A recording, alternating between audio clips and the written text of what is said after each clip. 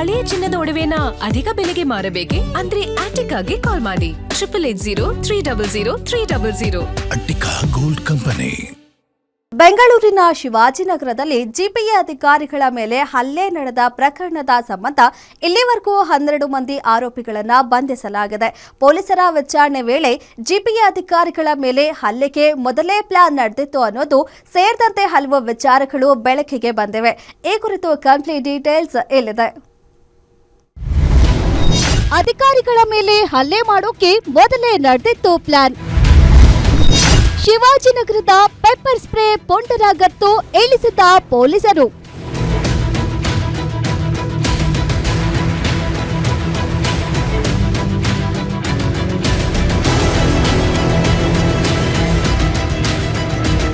ಶಿವಾಜಿನಗರದ footpath ಒತ್ತುವರಿ ತೆರವುಗೊಳಿಸಲು ಹೋದ ಅಧಿಕಾರಿಗಳ ಮೇಲೆ ನಡೆದ ಹಲ್ಲೆಯನ್ನ ಸೀರಿಯಸ್ ಆಗಿ ತೆಗೆದುಕೊಂಡ ಪೊಲೀಸರು ಕೇವಲ 24 ಗಂಟೆಯಲ್ಲೇ ಮೇನ್ ಆರೋಪಿ ಬಸವರಾಜ್ ಪಡುಕೋಣೆ ಅಂಡ್ ಟೀಮ್ ಅನ್ನ ಜೈಲಿಗಟ್ಟಿದ್ದಾರೆ.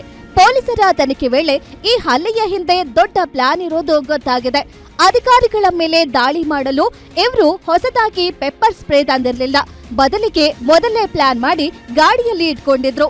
ಯಾವುದೇ ಮೀಡಿಯಾ ಅಥವಾ ಪೊಲೀಸರು ಎಲ್ಲದನ್ನ ಕನ್ಫರ್ಮ್ ಮಾಡ್ಕೊಂಡೇ ಈ ದಾಳಿ ನಡೆದಿದೆ.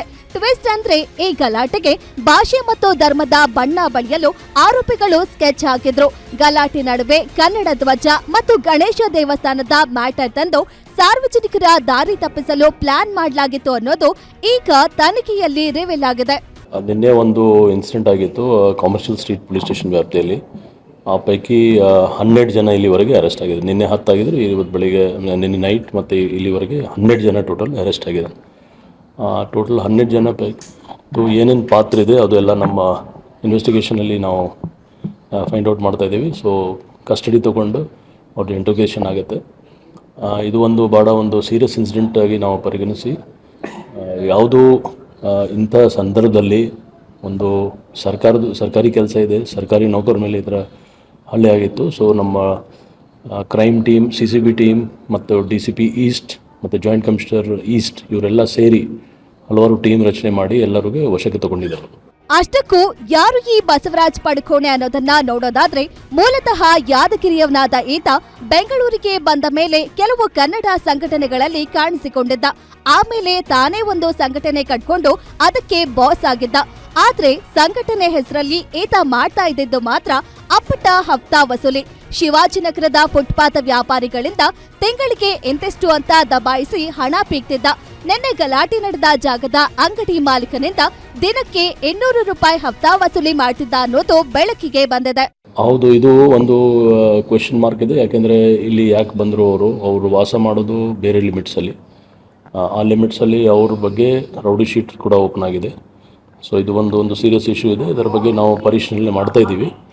ಇಲ್ಲಿ ಬಂದಕ್ಕೆ ಕಾರಣ ಏನು, ಬಟ್ ಇಲ್ಲಿ ಬರಲಿ ಅಥವಾ ಬೇರೆ ಕಡೆಯವರು ಇಲ್ಲಿ ಅದು ಪ್ರಶ್ನೆ ಬರ್ತದೆ. ಕಾನೂನು ಕೈಗೆ ತಗೊಳ್ಳಿಕ್ಕೆ ಯಾರಿಗೂ ಅಧಿಕಾರ ಇಲ್ಲ. ಯಾವಾಗ ಕಾಕಿ ಅಖಾಡಕ್ಕೆ ಇಳಿತೋ ಅಲ್ಲಿಗೆ ಈ ರೌಡಿಗಳ ಗತ್ತು ಮುಗಿದು ಹೋಗಿದೆ. ಪೊಲೀಸರ ಎದುರು ತಾವು ಮಾಡಿದ ತಪ್ಪನ್ನ ಒಪ್ಕೊಂಡಿರುವ ಆರೋಪಿಗಳು ಸಾರ್ವಜನಿಕವಾಗಿ ಕ್ಷಮೆ ಕೇಳಿದ್ದಾರೆ. ಯಾರು ಕೂಡ ಕಾನೂನನ್ನ ಕೈಗೆ ತಗೋಬಾರದು ಅಂತ ಪೊಲೀಸರು ಇವರ ಬಿಫೋರ್ ಅಂಡ್ ಆಫ್ಟರ್ ವಿಡಿಯೋ ಮಾಡಿ ಸೋಷಿಯಲ್ ಮೀಡಿಯಾದಲ್ಲಿ ಹಾಕಿದ್ದಾರೆ.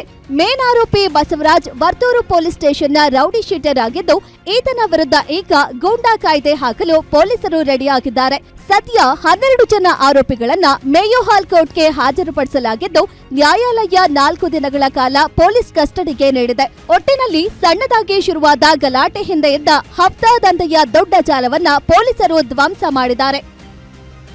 Ajay Kumar, crime bureau, guarantee news, Bengaluru.